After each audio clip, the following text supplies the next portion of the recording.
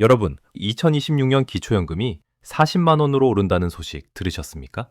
인터넷에 떠도는 이야기들, 사실인 것도 있고 아닌 것도 있습니다. 오늘 제가 진짜와 가짜를 명확하게 구분해 드리겠습니다. 지난주에 전화 한 통을 받았습니다. 대구 수성구에 사시는 70세 홍모 어르신이셨어요. 이분이 뭐라고 하셨는지 아십니까?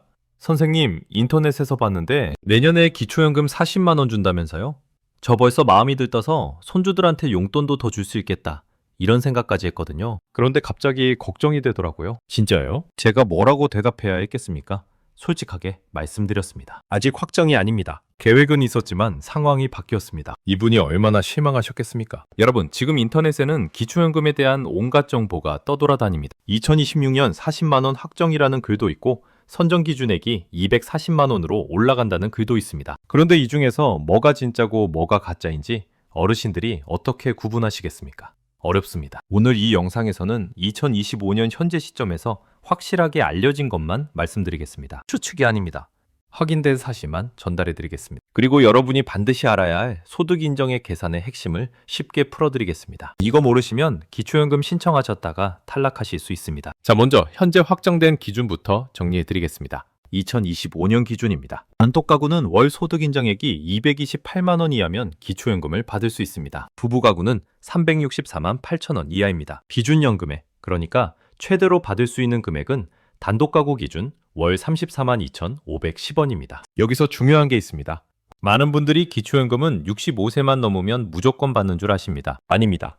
소득 인정액이라는 걸 계산해서 기준 이하일 때만 받으실 수 있습니다. 이 소득 인정액 계산이 생각보다 복잡합니다. 여러분이 생각하는 것과 정부가 계산하는 게 다를 수 있습니다. 실제 사례 하나 말씀드리겠습니다. 경기도 안양에 사시는 68세 강모 어르신. 이분은 평생 식당을 운영하셨습니다. 몸이 안 좋아져서 3년 전에 가게를 접으셨어요. 지금은 소득이 없습니다. 통장에는 3천만 원 정도 있습니다. 살고 계신 집은 전세입니다. 보증금 2억 원짜리요? 이분이 생각하기에는 이렇습니다. 나는 소득도 없고 집도 없으니까 당연히 받겠지. 그런데 신청하셨더니 탈락이었습니다. 왜요? 소득 인정액이 기준을 넘었기 때문입니다. 선생님, 저는 버는 돈이 하나도 없는데 무슨 소득이에요? 이분이 이해를 못 하시더라고요. 제가 설명해 드렸습니다. 여러분, 소득 인정액은 두 가지를 합친 겁니다. 첫째는 소득 평가액. 이건 실제로 버는 돈입니다. 둘째는 재산의 소득 환산액. 이건 가지고 있는 재산을 소득으로 바꿔서 계산한 겁니다. 재산도 소득처럼 계산한다는 얘기입니다. 강모 어르신의 경우를 볼까요? 소득은 0원입니다. 버는 게 없으니까요. 하지만 재산이 있습니다. 통장에 3천만 원, 전세 보증금 2억 원. 이것들이 소득으로 환산됩니다. 계산을 한번 해볼까요? 전세 보증금 2억, 여기서 5%를 먼저 빼줍니다. 1억 9천만 원이 됩니다. 이분은 대도시에 사시니까 기본 재산액 1억 3,500만 원을 빼줍니다. 5,500만 원이 남습니다. 금융재산 3천만 원, 여기서 2천만 원을 공제합니다. 1천만 원이 남습니다. 합치면 6,500만 원입니다. 여기에 연 4%를 적용하고 12개월로 나눕니다. 계산하면 월 21만 6천 원 정도가 재산의 소득 환산액으로 잡힙니다. 이분은 소득이 0원이지만 재산 때문에 소득 인정액이 21만 원이 넘게 나온 겁니다. 여기에 다른 요소들이 더해지면 기준을 넘을 수 있습니다. 여러분, 이해가 되십니까? 소득이 없어도 재산이 있으면 소득 인정액이 올라갑니다. 기초연금은 소득만 보는 게 아닙니다. 재산도 봅니다. 이게 핵심입니다. 자, 여기서 더 중요한 이야기를 해드리겠습니다. 통장 잔고 문제입니다. 많은 분들이 이걸 모르십니다. 통장에서 돈을 빼면 재산이 줄어드니까 기초연금 받기 유리해진다고 생각하십니다. 맞을까요?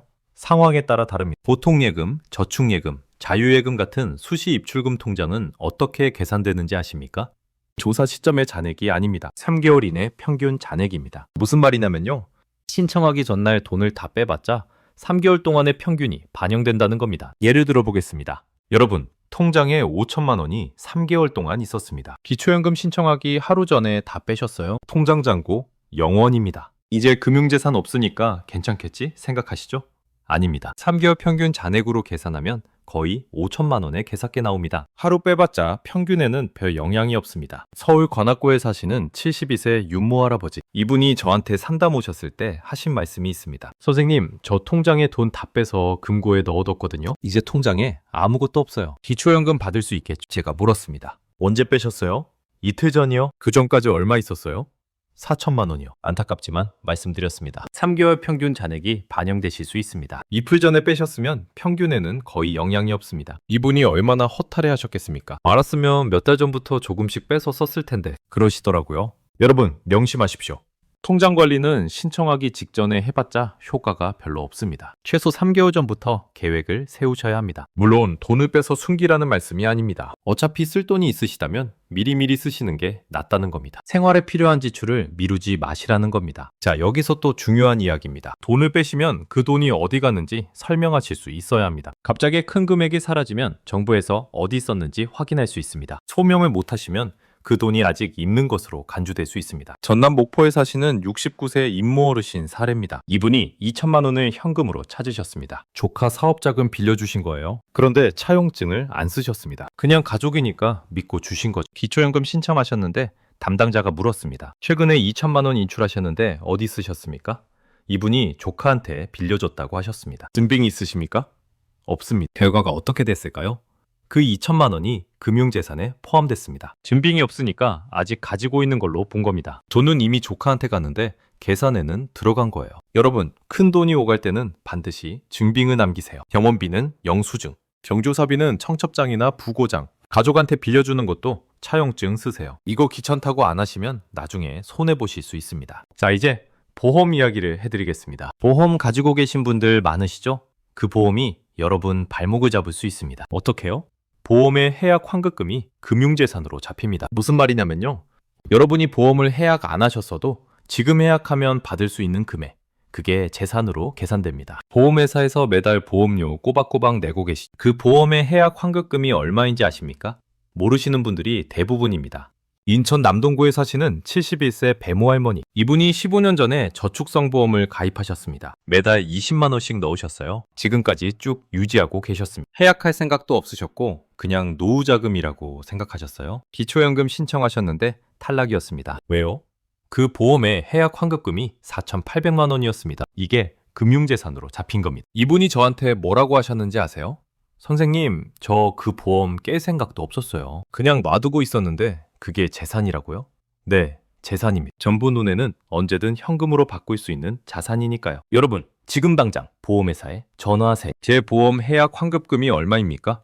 이것만 확인하셔도 큰 도움이 됩니다. 모르면 계산을 못 하시잖아요. 주식 가지고 계신 분들도 주의하셔야 합니다. 주식은 원금이 아니라 조사 시점에 시세로 봅니다. 1,000만 원 투자해서 주식 사셨는데 지금 3천만 원이 됐다. 정부 계산에는 3천만 원입니다. 반대로 1,000만 원이 500만 원으로 떨어졌다. 그럼 500만 원으로 잡힙니다. 주식이 많이 올랐을 때 신청하시면 불리하실 수 있습니다. 반대로 주가가 떨어졌을 때는 유리할 수도 있습니다. 이건 타이밍 문제가 있습니다. 자, 여기서 많은 분들이 궁금해하시는 2026년 변화에 대해 말씀드리겠습니다. 인터넷에 40만 원 확정이라는 글들이 있습니다. 정확하게 말씀드리겠습니다. 2024년 9월에 정부가 연금개혁 추진 계획을 발표했습니다. 2026년에 저소득층 노인부터 기초연금을 40만 원으로 올리고 2027년에 전체 수급자로 확대한다는 내용이었습니다. 이건 사실입니다. 그런데 문제가 있습니다. 이건 당시 정부의 계획이었습니다. 계획은 확정이 아닙니다. 국회에서 관련 법안이 통과되어야 하고 예산도 확보되어야 합니다.